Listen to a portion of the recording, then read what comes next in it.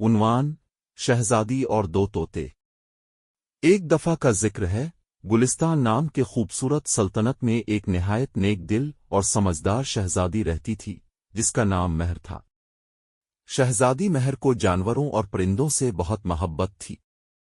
ایک دن اس کی سالگرہ پر بادشاہ نے اسے دو خوبصورت طوطے تحفے میں دیے۔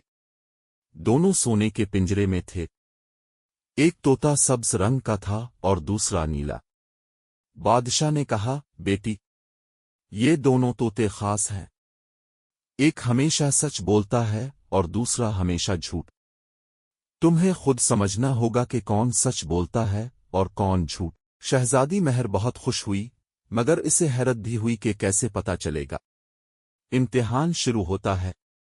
ہر صبح دونوں طوطے بولتے۔ سبز طوطا کہتا، صبح بخیر شہزادی، آج دھوپ نکلے گی اور دن خوشیوں بھرا ہوگا۔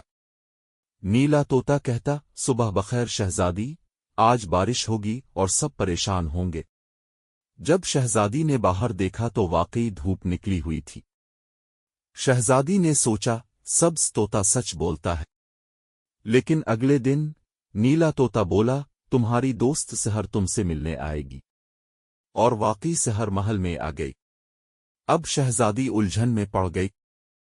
کبھی سبز طوطا سچ بولتا تھا، کبھی نیلا۔ بابا رومی کی نصیحت۔ پریشان ہو کر شہزادی باغ میں گئی، جہاں محل کے بزرگ اور دانا شخص بابا رومی بیٹھے رہتے تھے۔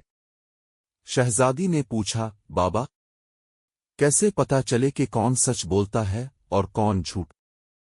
بابا رومی مسکرا کر بولے، بیٹی، سچ یا جھوٹ زبان سے نہیں، عقل اور صبر سے پہچانا جاتا ہے۔ تم سوال پوچھو، جواب سنو، اور وقت کے ساتھ سچ خود سامنے آ جائے گا۔ شہزادی کی آزمائش۔ شہزادی محل واپس آئی اور دونوں طوطوں سے پوچھا، کل کیا ہوگا؟ سبز طوطا بولا، کل بارش ہوگی۔ نیلا طوطا بولا، کل دھوپ نکلے گی۔ شہزادی نے صبر کیا اور اگلے دن دیکھا واقعی بارش ہوئی۔ اب اسے سمجھا گیا کہ سبز طوطا سچ بولتا ہے، مگر اگلے ہفتے دونوں نے الٹا جواب دیا اور نیلا طوطا سچ نکلا۔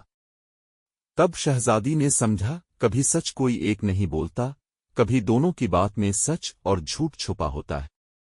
اصل سمجھ اس میں ہے کہ ہم سوچ سمجھ کر فیصلہ کریں۔